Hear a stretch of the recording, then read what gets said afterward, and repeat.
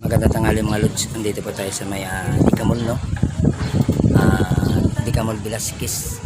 Nagatid po tayo dito ng ating pasahero, no? Pumasok po tayo dito sa loob ng kondo. So ayan, sa mga subscriber natin, mga viewers natin, ipapakita ko po sa inyo yung kagandahan ng Dicamol kondo. Pinasok namin yung aming pasahero, no? Maganda namin pasahero, mag-ina. So ayan, papasok kami. So shout out sa lahat ng mga taga Dicamol, no? At siyempre naman sa lahat ng ating mga subscriber at mga viewers. Shout out sa inyo mga lods. At sa kay Ma'am Annie Rodriguez, kay Ma'am Linda Osio, shout out din sa kaya Lalab, Jonah Malio, sa kay Cassandra Malio, kay Ritasin Malio. Ayun, so samahan niyo pa ako mga lods sa aking pag-explore ngayong tanghali dito sa Dicamol. Tara! Ayan mga lods, andito tayo ngayon sa loob ng Dicamol Condo. Ang laki ng mga dito, building. Tsaka ang ganda ng lugar mga lods. Ayun yung ating makulit na chikiting. Oh. Ayan siya mga lods. Oh. Lalaro-laro. At syempre naman, hindi naman natin makakalimutan yung ating motor. Ayan po yung motor na ating binabiyahe. No? Ayan po. Ito po yung building, condo, no? Dicamol Condo. Ayan po, sa loob po. Mura lang yata yun dito mga lods, no? Sa mga gustong ng bahay, no? Dito sa may Dicamol. Pumasok kami dito mga lods. So yan, shout out sa lahat ng mga taga Dicamol, no?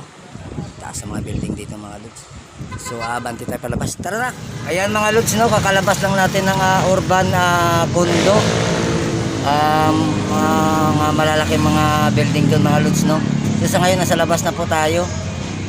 Nandito tayo ngayon sa labas ng Dicamol. Magkakatabi lang to kasi mga lods eh. So ipapakita ko po sa inyo yung Dicamol, no? Yan po mga lods, yan po yung Dicamol mga lods, oh.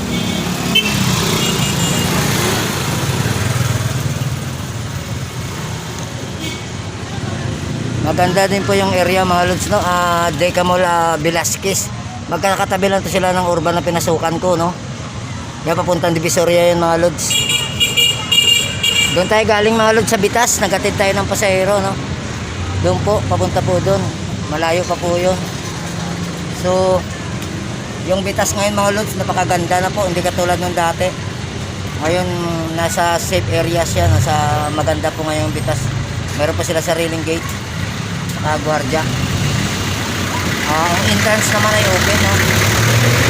Open sa lahat ng mga taga-Bitas. At syempre naman kung may pasahero kang ihatid doon, welcome ka naman makakapasok. Nandito pa kami sa Velasquez mga lods, no? Sa labas ng Dicamol.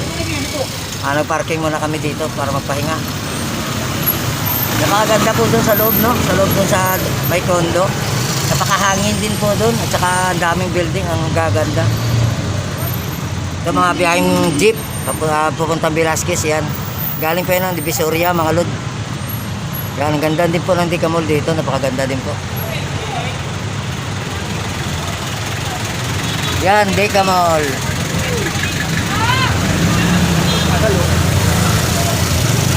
So yan, maraming salamat sa inyo mga lods. Hanggang dito na lang po yung video natin. Maghanap pa po tayo ng mga lugar na hindi pa po natin na-video, no? Na hindi pa natin napuntahan. So yan, maraming salamat sa lahat sa inyong mga suporta mga lods. Paalam po sa inyong lahat.